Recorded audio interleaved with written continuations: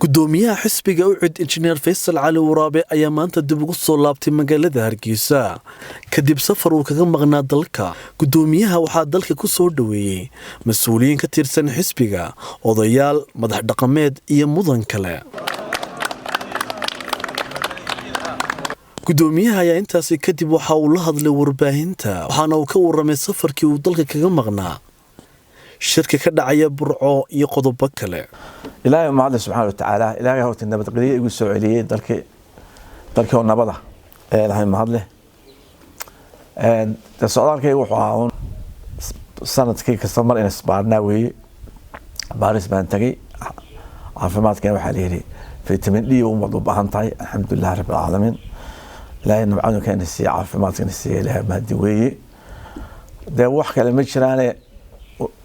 adduunka maanta qasba ka taagan adduunka oo dhan dagaalka Ukraine abaaro shidaalka oo kacay maciishadii oo kacday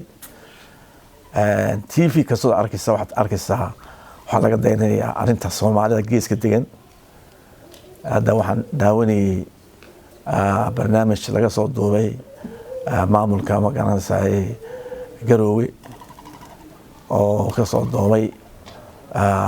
channelka Faransiiska France 24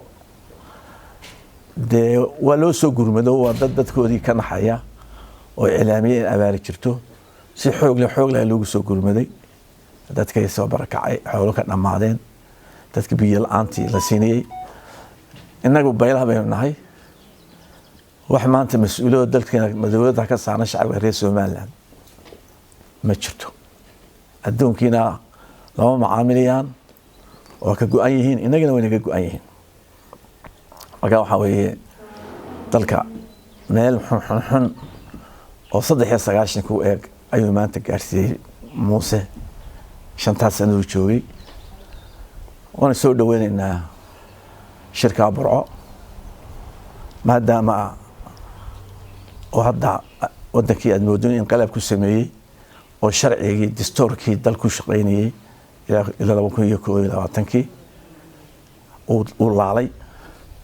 ويروح الشرعية وإحنا نجعلها في مركز ذلك اللي هو بدباديو تعب خسارة إنه ودعين شركة بروح نجعلها إنه كسب بحد أنا وأنا أكسني ونقول دونه كي كواد دور متونه كحيق دونه دي له يلاها ساسا نجعلها ذلك laga badbaadiyo musabixi laga badbaadiyo hore looga badbaadiyay maantana insha Allah laga badbaadin doona marka waxaan leenahay shacabka reer Soomaaliland yaanu kala qabyaalad isku soo dhaxtoorin qabyaalad PhD ku sitaa baashaas taal iska ilaaliyo haloo midoobo maanta dhibaato aan ahayn musabixi dalku male 21 bara oo hadhay labaatankiiyo kooda bari wixii ka dambeeya dalku talu gaariya insha Allah ta'ala dawladdu ku meel gaara sameyn doona insha Allah oo doorasho qabata xalaal oo qabata dalkan waxaanu sheegaynaa inaan doorasho urur ka dhicin waqti iska khasaarina lacag iska khasaarina yaanu been idinku sheekeen doorasho aan madaxweyne ahayn oo ka dhacaysa dalkan ما جرت عبد الله يراه لا وحنا كبغنا الله سبحانه وتعالى انك عقلك وعليا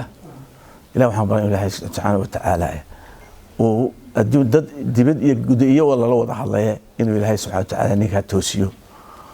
وحق تصو والشيطان كاسك نارنا بأنه كل دينه دعاء كل دينه لنا هاي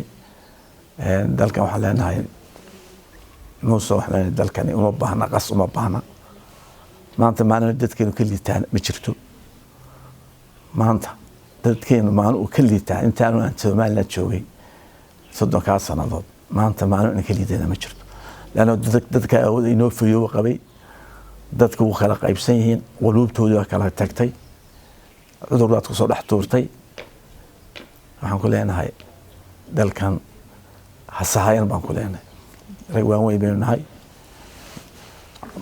boqolka bashadooda waa dhalinyaro dalkeenu guri kasta dad waalan baa jooga xanuunsanaya jooga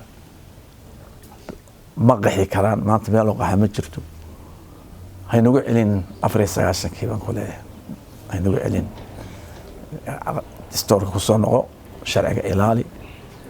sharciga ma waxa jeceshahay waxa weeye dalkan waan wada leenahay waan ku baaragna marka codka hesho waa ku taageernay